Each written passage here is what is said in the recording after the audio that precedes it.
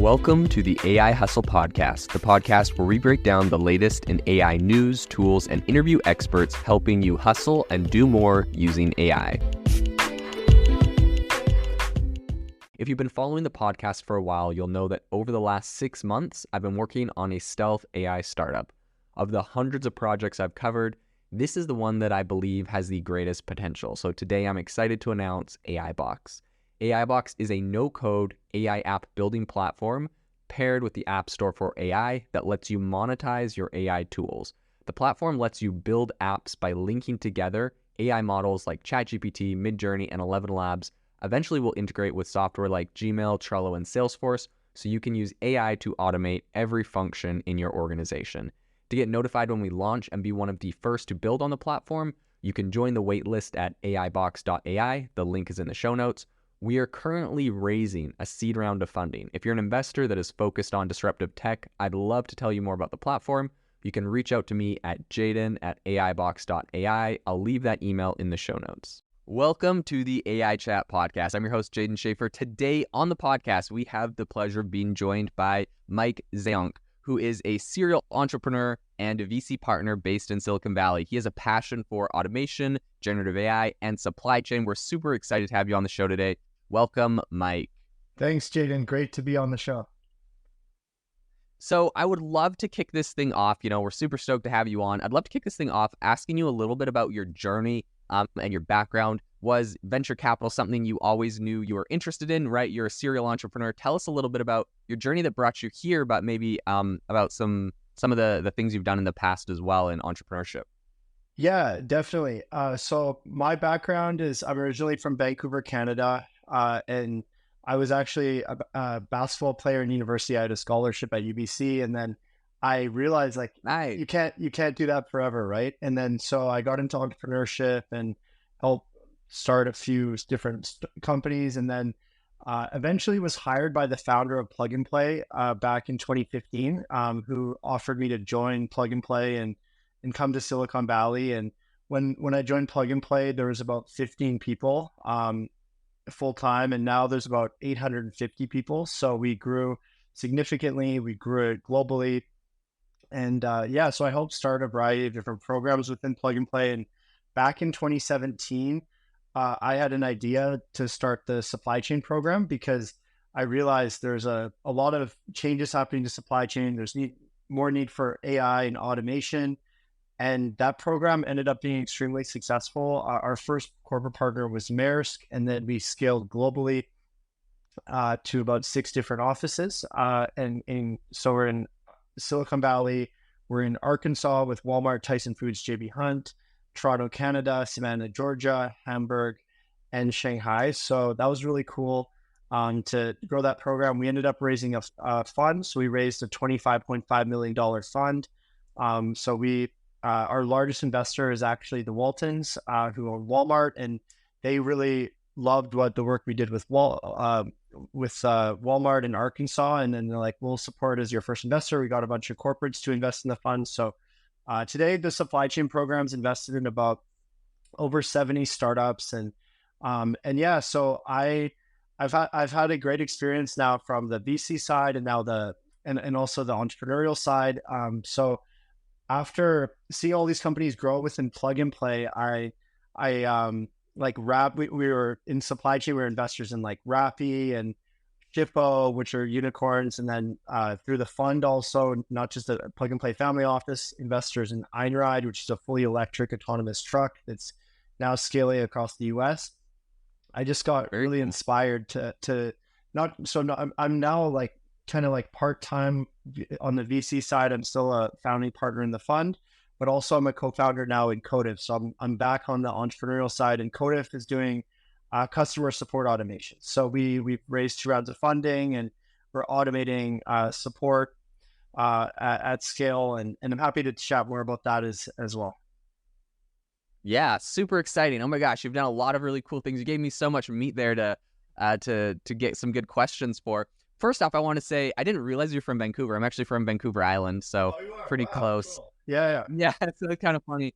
And I think it's cool you have that background in supply chain. I feel like supply chain wasn't really something I'd looked looked at a lot when I was in college. And then my first job out of college, I worked at the Institute for Supply Management, and got like kind of my eyes kind of opened to that whole field. So, hearing you talk, there's definitely some really cool stuff. You're working on some of these unicorns you invested in this space. I'm like, oh yeah, I recognize those companies. So that's really exciting. Talk to me about, I want to jump into what you're currently working on with Kodif. But first I want to ask you, from what you were seeing in the investment side and maybe what you're seeing today, what are some big shifts you feel like AI is making in the supply chain side of things, right? I think this is an area that is ripe for disruption. It's, it impacts the global economy in a really big way, but have you seen any startups or any big like AI specific kind of impacts that supply chain is going to feel? Yeah, I think supply chain by definition is all about efficiency and automation. So the more you can automate and make processes more efficient, the better your supply chain will run. So I think all these companies are really looking at how they can automate. Some of the like the trucking and logistics and maritime companies are a little bit more old school than some other industries.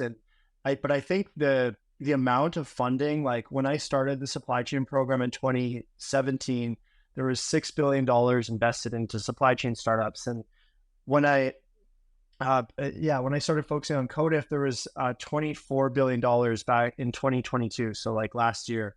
And it was incredible to see like the amount of growth in the market. And I think COVID obviously had a huge impact, and a lot of these supply chain companies became a lot like, it was funny because it was an industry that was overlooked, and then it became like a really trendy area for a lot of startups to Yeah. focus in. So that was really cool to see that kind of transformation. But I think in general, like the areas in supply chain that our fund is invested in are like in automation for like robotics inside of a warehouse, how you can be more efficient, which is a major trend that, because I think all these jobs in general that are not things that people like dream of doing, like people don't necessarily want to like just move a box from side to side all day, right? So a lot of these roles are being automated, and people can do more efficient roles as well. But yeah, I mean, really, our fund is looking at the end-to-end supply chain. So from a mine, like we work with like large industrial companies like BASF, the largest chemical company, ExxonMobil, all the way to last mile deliveries, like with working with Walmart and TJX or TJ Maxx, people recognize in the US. And there's so much opportunity, but the supply chain is all about AI and all about automation, and everyone is trying to look at generative AI models, like whether it's the big companies or whether it's obviously the startups are now selling it more. So it's something that I think it's a major shift, I'd say, in the last like year or two, that people are looking at it more. But it's been something we've been looking at throughout. The supply chain fund is not just investing in AI, but it's also looking at sustainability. It's also we've invested in blockchain companies. We've IoT tracking, but I think by far the hottest area in supply chain has been the AI space. Really exciting. Yeah, and it's kind of interesting because when I was working in supply chain during COVID at Institute for Supply Management, it's kind of an educational place for people that work in supply chain. During COVID, everything just went like crazy. It went from like pre-COVID, this kind of, like you said, this overlooked thing. During COVID, it was like, oh my gosh, like if we don't get the supply chains figured out, like there's some massive impacts on global scale. Something I'd be really curious to hear your perspective on. A lot of people talk about right now. There's like kind of a group of people that are kind of talking about some of the problems with AI and automation, and their concerns there. They're worried it's going to displace large, swaths of the population. I think we have some quotes out of McKinsey and some other kind of consulting firms saying, there's going to be some massive disruption there. A lot of people are worried about, job loss and stuff. You kind of touched on it, talking about moving boxes, but I guess what's kind of your philosophy in investing in these kind of automations and AI systems? Do you worry that this is going to displace a lot of people and cause harm? Do you think there's a net positive to, global kind of quality of life? How do you kind of look at the impact of disrupting jobs from AI and automation? Yeah. So I think, well, in the first hand, it's going to happen. Like people's roles are going to change. So obviously, with that, we need to figure out how that's going to shift. And obviously, that's a much deeper discussion. And like there's going to be, yeah, retraining of a lot of people and more education for certain people. But what I've really found interesting, like with Kodif, for example, on the customer support automation side, is like when we're automating like high volume repetitive requests, for example, it's actually improving the agents the experience in their work. So the agents that are there are Mm, actually happier because even they don't like to be asked the same repetitive, like, where is my yeah, order? Or like, how do I do yeah. this? So even like the humans are actually happier, right? So that's obviously the bigger question is like, how can they be retrained or how can they figure out roles that are more meaningful? But it's interesting because a lot of these humans are happier, so it's not answering or doing these repetitive tasks. So I think that's going to be the first area that AI is going to be automating, and then obviously those people are going to have to find roles that are more meaningful and uh, kind of for them to do in their day to day.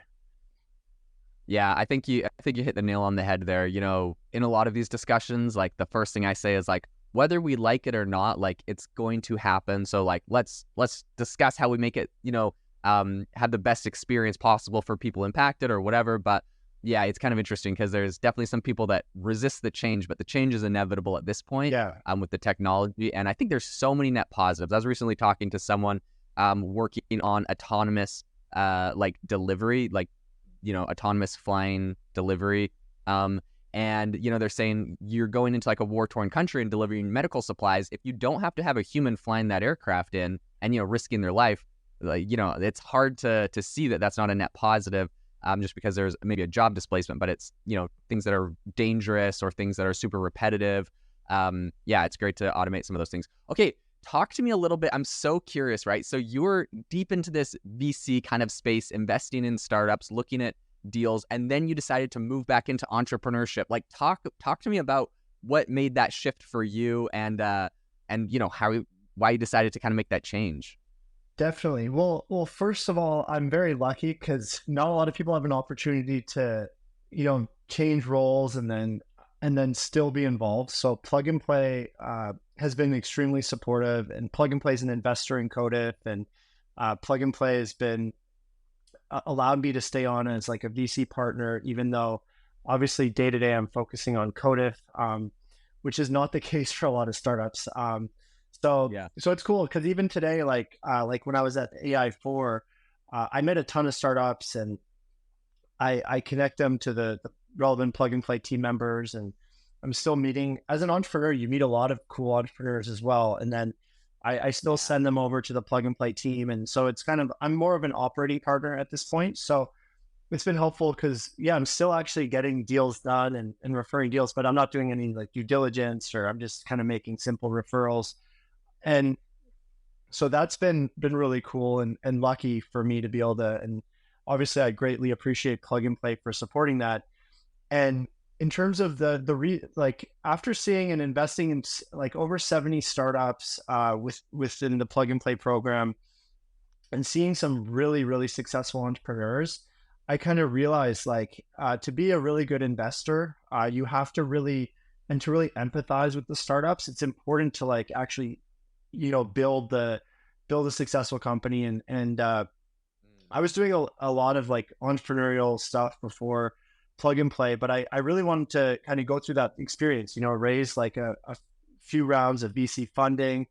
And I'm like, I'd like to find a really great team to do that with. And then I found like the Kodif team, which was very smart and technically advanced and had something that was already up and running and raise funding. And I was able to join as a co-founder. So it just kind of like worked out. And I felt I could leverage kind of the network I had for that.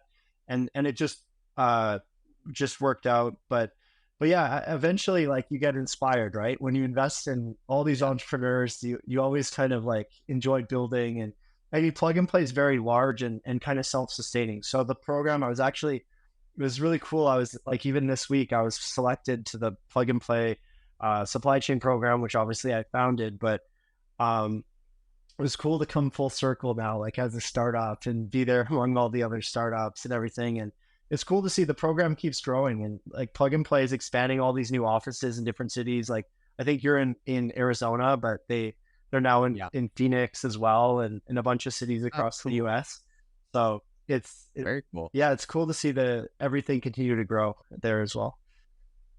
That's amazing. Okay, just for like the listener, can you give like a breakdown of exactly what Kodif is, what you guys are doing, and I guess really like the big problems you're solving for customers?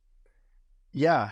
So at Kodif, we codify customer support. So at the end of the day, we started our product from initially our CTO. So our founding CTO, Norm Usenkinov, he was at Uber as Uber was going public, and he was like one of the top engineers there. And he came up with an idea. Because Uber was trying to become profitable, that hey, why don't we just automate support? So he basically took support and then they piloted it in a few different countries like India, etc.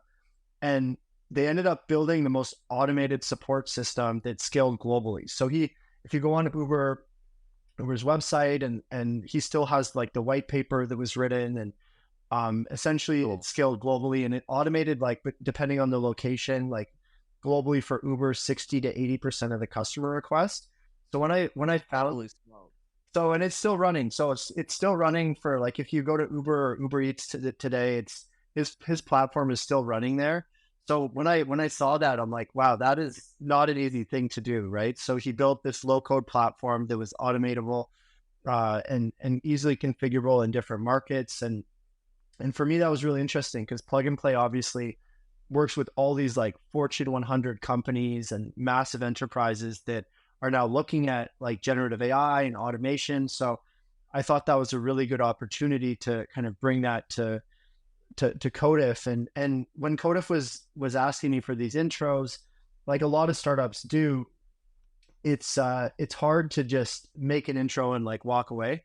So nowadays, like a lot of these relationships, right? It takes a lot of work and effort to actually get them integrated successfully. So that's what I've been doing. And yeah, it's been really exciting to start pilots with like the plug and play partners and a lot of other enterprises. Kodif already has a lot of good case studies with customers already, but yeah, it's pretty cool. Now we're leveraging generative AI sitting on top of kind of our low code automation platform, and yeah, for me also like I realized like this generative AI trend is really big, and so I wanted to also kind of be in the midst of it, right? And the best way to do that is in the Yeah, startup world. So it's really cool to kind of be at the forefront of it and learning every day about new opportunities.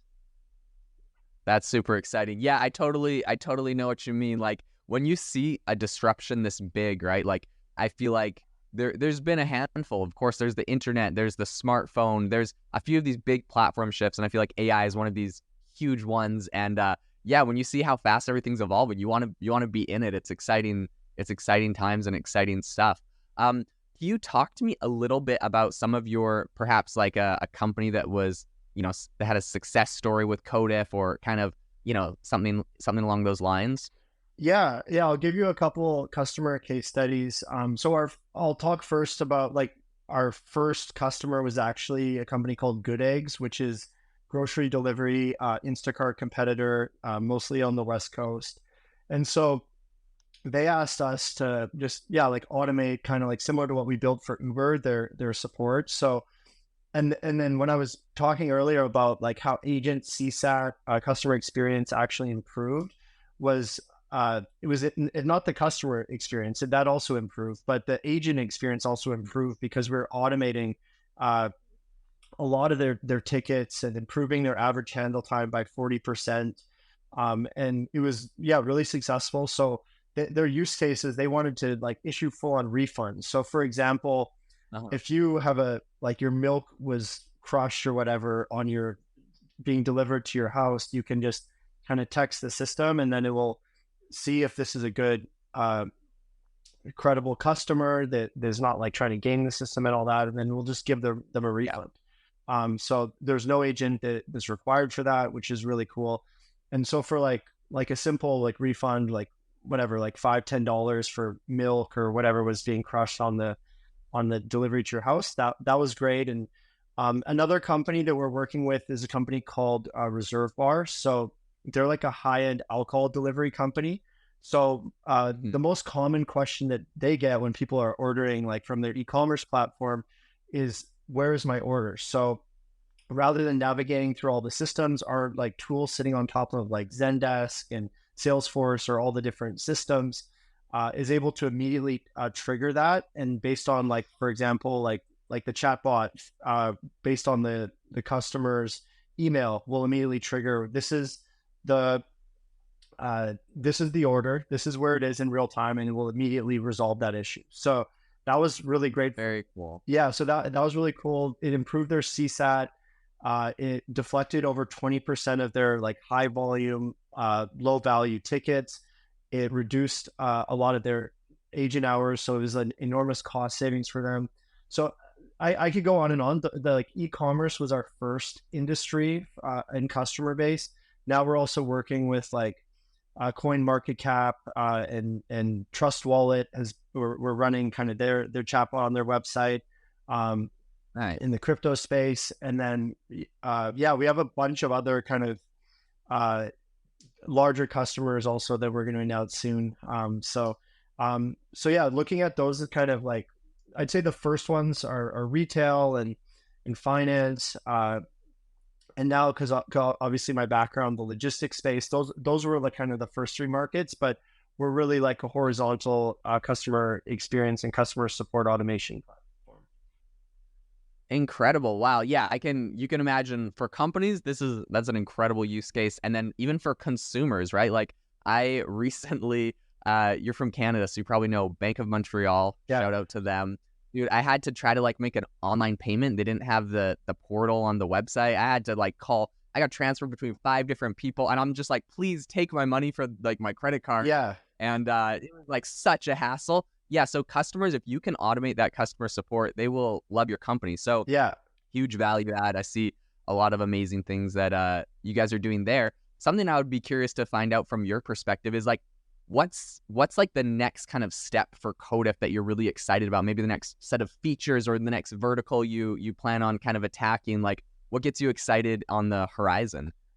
Yeah, there's a lot there. So I think with Kodif right now, like we're good on funding. We raised like 2 rounds of funding, and we'll do another big round probably next year. And then in terms of the product, we unleashed like a new kind of AI agent assistant tool as well. So this is actually working with the agents. So we're getting contacted by all these like BPOs and like call centers that are also wanting to use our tech, because we can in real time provide them AI automated responses.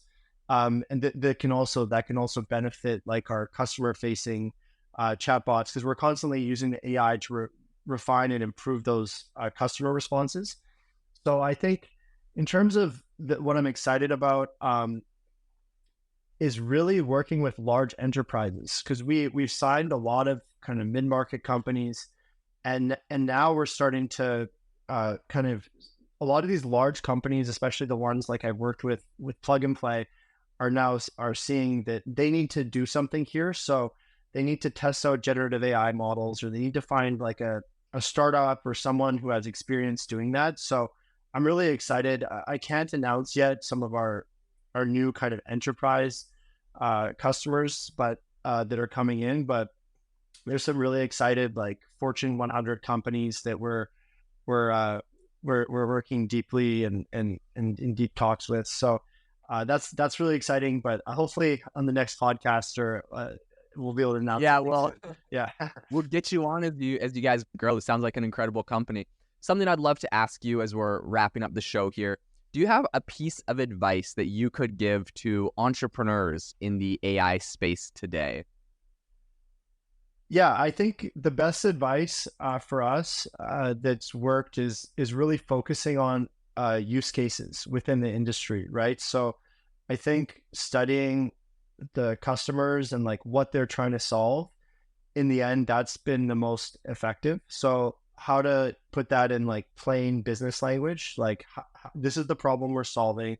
Obviously, we're using all this AI and low code automation to do it in the background, but that's been the important piece for us to to really like dive deep into like these industry use cases. So to figure out like with the retail and e-commerce customers, like we've already figured that out, like it works great, but now we're trying to like dive very deep into logistics as well, as an example, and figure out like the customer care use cases and the automating unnecessary high volume requests, like tracking like bill of ladings or working with different kind of logistics use cases. So I'd say the best advice is, really finding those customers and kind of co-development partners and working with them to bring our technology to market. Because we can build all the greatest tools and technology, but if we don't have customers that are utilizing them, then it doesn't make sense and is not going to work in the long run.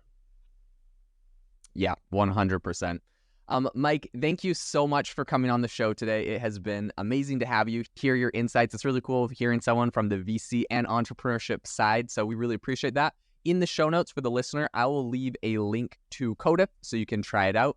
And for companies that are interested in integrating it, that'll be the great place to go. Thank you so much, Mike. And to the listener, thank you so much for tuning into the AI Chat podcast. Make sure to rate us wherever you get your podcasts and have a fantastic rest of your day. If you are looking for an innovative and creative community of people using ChatGPT, you need to join our ChatGPT creators community. I'll drop a link in the description to this podcast. We'd love to see you there, where we share tips and tricks of what is working in ChatGPT. It's a lot easier than a podcast, as you can see screenshots, you can share and comment on things that are currently working. So if this sounds interesting to you, check out the link in the comment. We'd love to have you in the community. Thanks for joining me on the Open AI podcast. It would mean the world to me if you would rate this podcast wherever you listen to your podcasts, and I'll see you tomorrow.